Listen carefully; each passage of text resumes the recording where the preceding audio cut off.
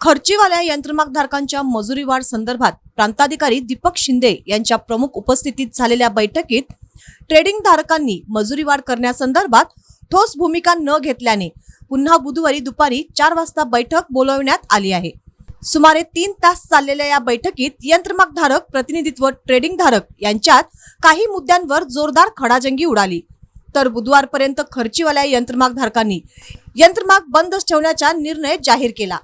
यंत्रमागधारकांनी राज्याचे उपमुख्यमंत्री एकनाथ शिंदे यांची भेट घेऊन त्यांना साकडे घातले।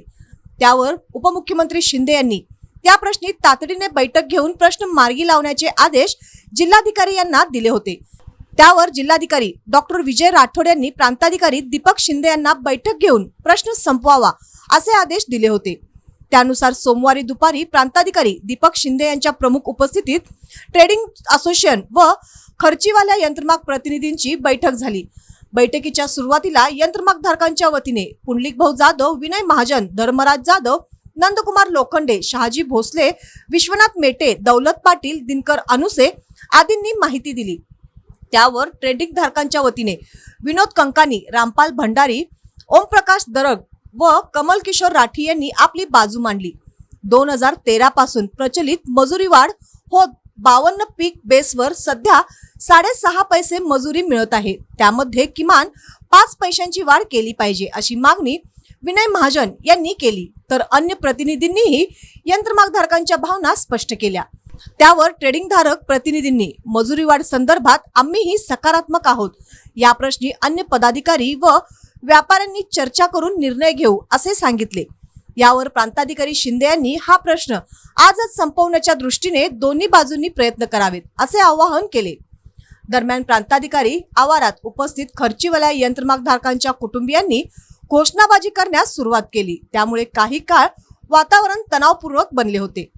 ट्रेडिंग धारक आपल्याच भूमिकेवर ठाम असल्याचे दिसताच प्रांताधिकारी अन्य प्रतिनिधींनी बोलावून घेऊन आजच निर्णय करावा असे सांगितल्यानंतर घनश्याम इनानी हे बैठकीत आले।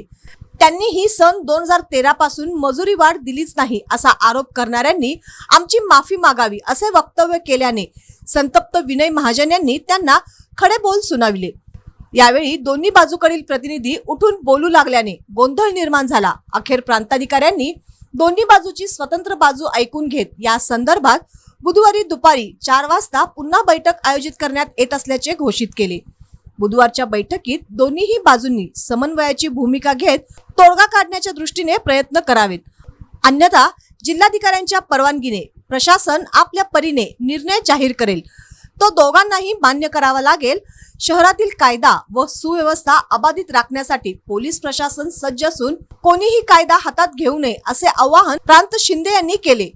बैठकीस अप्पर तहसीलदार महेश खिलारी, सहाय्यक कामगार आयुक्त जानकी भोईटे, शिवाजीनगरचे पोलीस निरीक्षक शिवाजी गायकवाड आदींसह संबंधित विभागाचे अधिकारी उपस्थित होते।